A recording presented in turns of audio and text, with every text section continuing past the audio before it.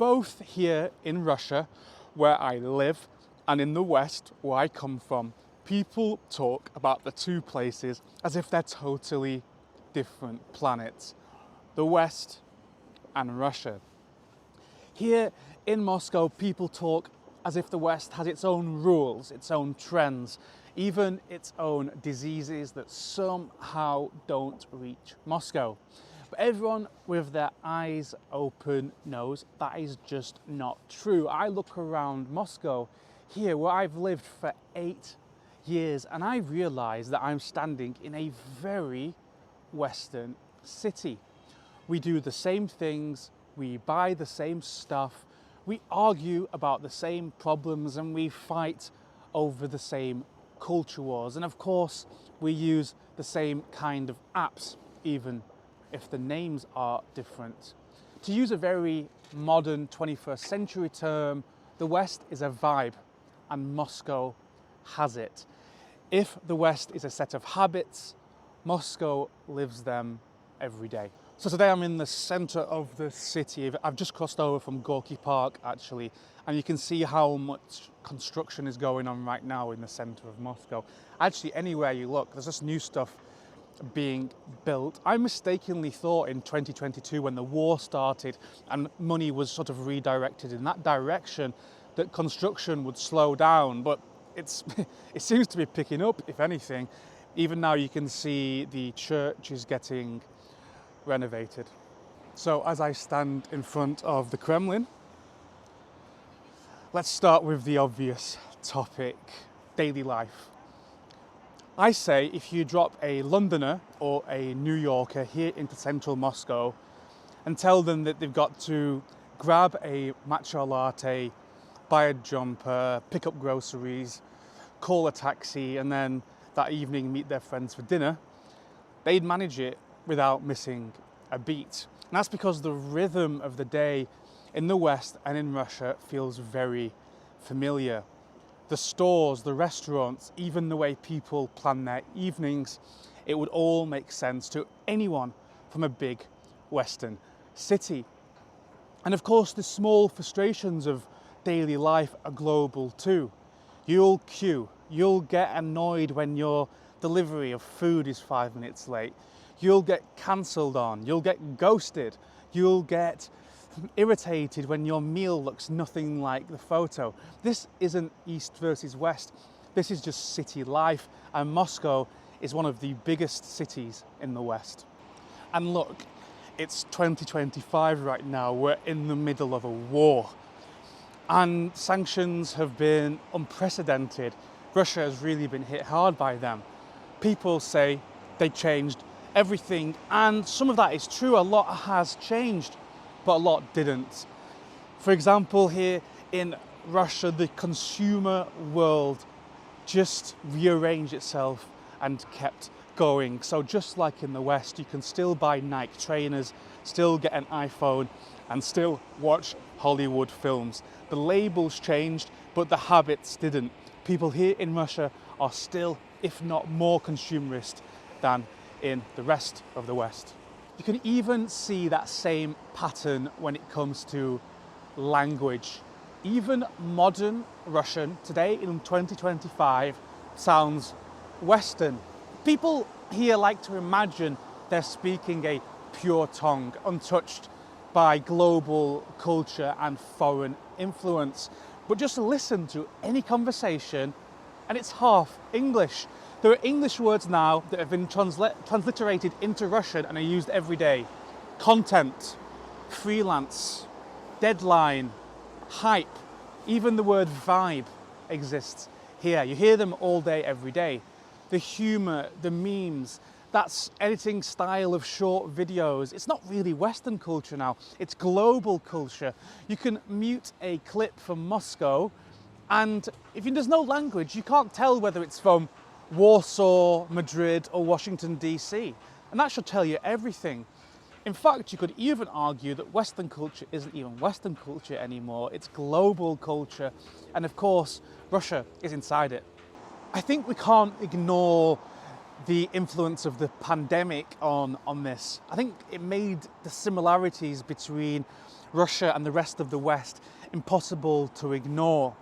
Everyone went inside, everyone got lonely, and everyone sort of discovered how many hours they were able to stare at a screen for before they felt like they wanted to dissolve. And the language of that time has stayed too. Like the word burnout, for example, vygodania, and anxiety. Before COVID-19, before those became normal words, I never heard them in Russia. No one ever tell me that they were feeling burnt out. It's something I'd hear from the West, but not here in Russia. But now it's here everywhere in Russia. Podcasts, YouTube videos, chats around the office. The pandemic gave Russia this sort of shared Western emotional dictionary, the same words for the same exhaustion we were all feeling all around the West, from London to Moscow. Which brings me to another topic, and that's self-help or therapy culture, which is another Western import that has quietly become normal here in Russia. 10 years ago, therapy was a private thing here, if it happened at all. Now it's public language. People talk about it. They talk about boundaries. They talk about toxic relationships, attachment styles, love languages, mindfulness, dopamine detoxes, and of course burnout, as I just mentioned. It's like the full LA vocabulary, just in Russian. And I think what's striking to me is just how natural it's fit in. You might think, no, that doesn't fit the Russian mentality, but the tone is just the same as in London or in LA, just in Moscow, and it's fit in very comfortably. And I think therapy now isn't taboo. It once was taboo, now it's content. People post about their progress, they share quotes from their psychologists, and they swap book recommendations about self-help. It's become another way to manage identity and help people talk about their emotions. And I think that same hope is everywhere in the West, that the next insight, the next morning routine, or the next piece of self-awareness content will finally make life all fall into place. And that's something I used to see a lot in the West, and I'm seeing a hell of a lot now in Russia too. I would say health culture is also pretty identical here. Gyms are packed in January and empty by March. I mean, that's been going on forever. You hear lots of people talking about dieting, keto, intermittent fasting, dry January, detox, biohacking, whatever's trending that month. People buy their Apple Watches and they post their 5Ks, and people pretend not to care about body image while caring deeply about it. Clinics here in Moscow are full of people wanting to look beautiful, probably even more than in the West. Every day you see new trends of skincare, new supplements appear faster than anyone can learn what they do. Even Ozempic is a thing now. For many people it's a joke, but it's possible. Or other people take alternatives to Ozempic using the same active ingredient. People here in the West have that same search for balance in a culture which is more and more built on constant pressure. That sort of grinding work lifestyle, which used to be a Western thing, it's now a Russian thing too, and people are looking for the same ways to deal with it. And that links perfectly to working culture. With COVID came the same shift in work as we saw in the West, as we saw here in Russia. Remote culture arrived. Hybrid schedules became normal, and the old worship of the office started to fade. Hierarchies stayed, but people learned they could work from their kitchens in their trackies and still hit their bosses' targets. And what would have been scandalous in 2019 was just ordinary by 2021. And of course, the plague of pointless meetings, that is still alive and well. Trust me that Zoom fatigue needs no translation. That shift in work we saw during COVID also connects to something a little bit deeper. That's changing traditions and changing values. Religion and morality, they often get used as dividing lines between Russia and the West, and the idea that we're traditional but they're not. But in practice here in 2025, the conversation about values I hear today in Russia isn't that different than I hear in the West. People still talk about family, purpose, what your purpose is. People talk about mental health and ambition and what a good life actually means. Of course, people talk about faith. Here it's a little bit quieter than, for example, in America. You'll meet people here who wear a cross, but they'll rarely mention religion in day-to-day life, but they fast during Lent because it feels right, but maybe at other times of the year they'll break every other rule going. Gender roles too are shifting, even if maybe the words and the way people talk about it hasn't actually caught up the same. Publicly, people here speak about the language of duty, the language of family values, but privately they, well, it's like in the West, they live by what actually works, what's honest, what's practical in day-to-day life for themselves and also within their families. There's not that much difference between Russia and the West in this way, even though it's one of the main things that Westerners talk about and Russians also talk about.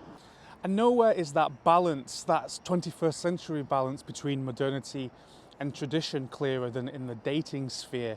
Now, this is not something I have a ton of experience with, but I have friends in the UK and in Russia who do have lots and lots of experience, so I hear stories constantly.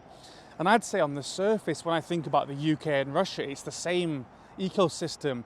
It's swiping, it's profiles, it's trying to work out what looking for something serious actually means. Of course, the apps now, post-war, have different names, but the stories I hear are just identical, whether you're in London or Moscow.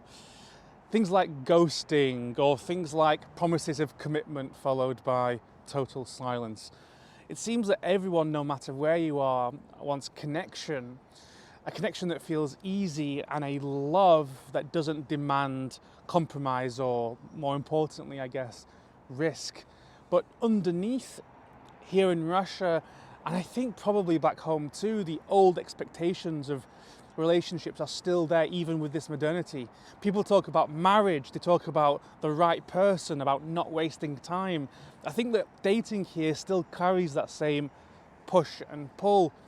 Independence on the outside, but underneath those still longing traditions.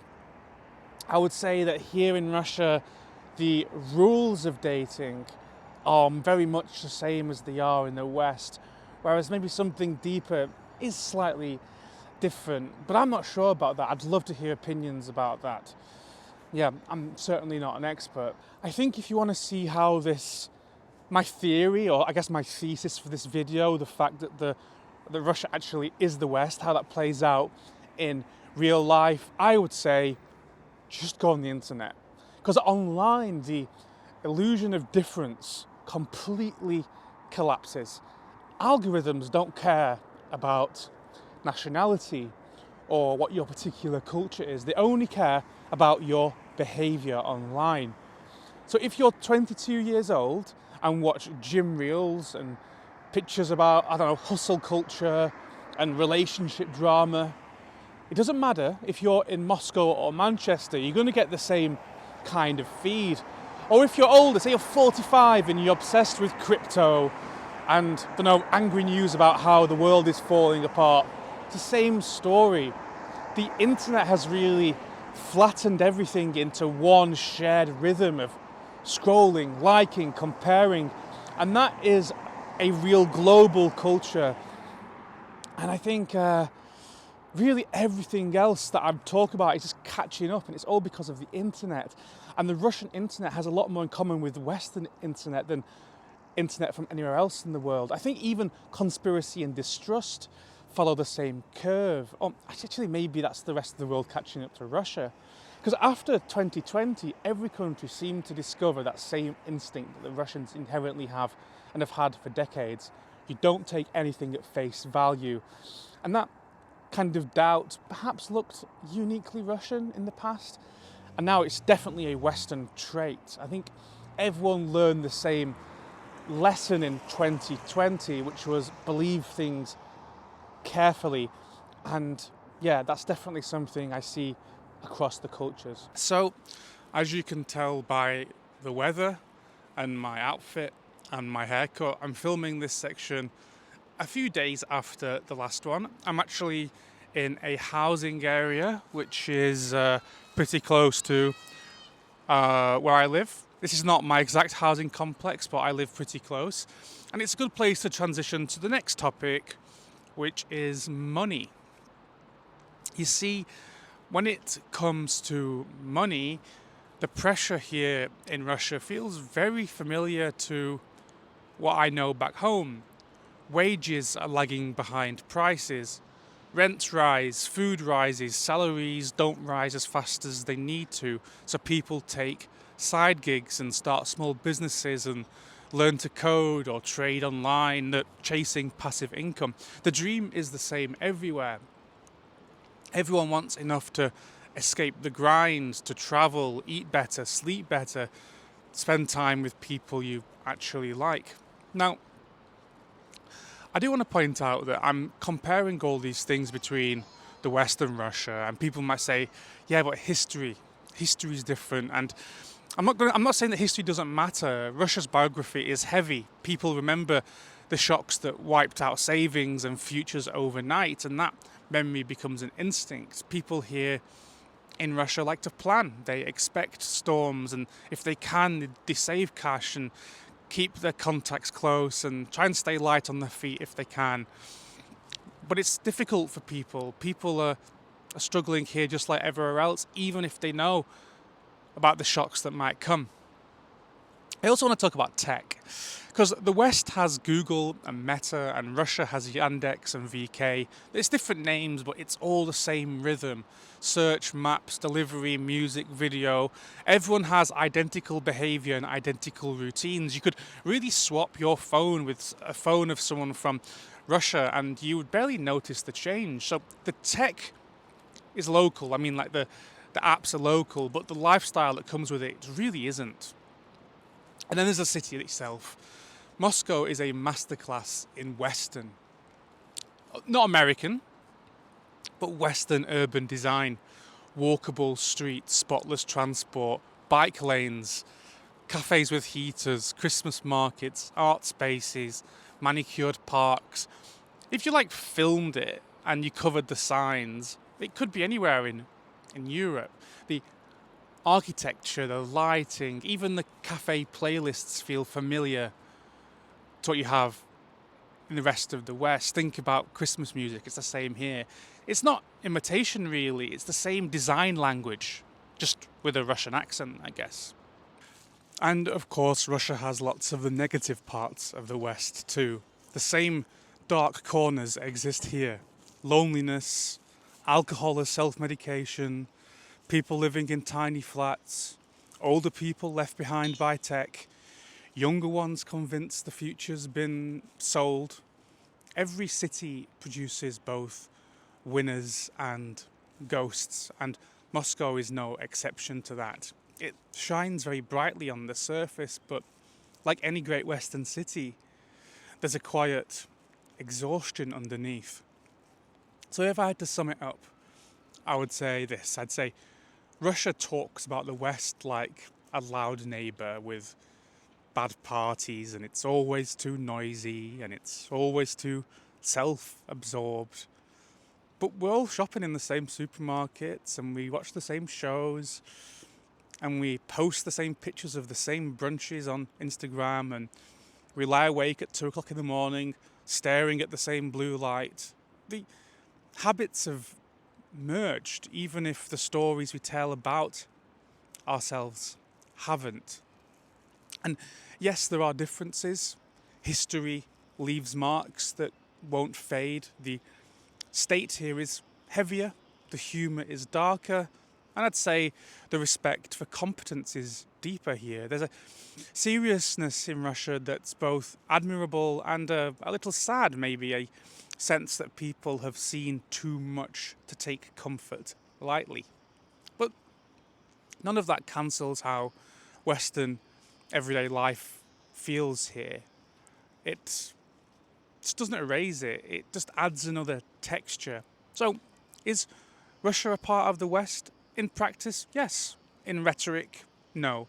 In spirit, well, it depends where you stand and maybe how old you are. The big cities already live in the same world of screens and shops and short attention spans and private ambitions and public performance. Identity debates here feel more like branding than reality, just like in the West. That's how I see it. That's my Moscow. Maybe yours feels different. Maybe your Moscow is more Eastern or more global or more provincial. Maybe your version tells a different story. I'm not here to deliver a verdict, I'm just describing the mood as I see it.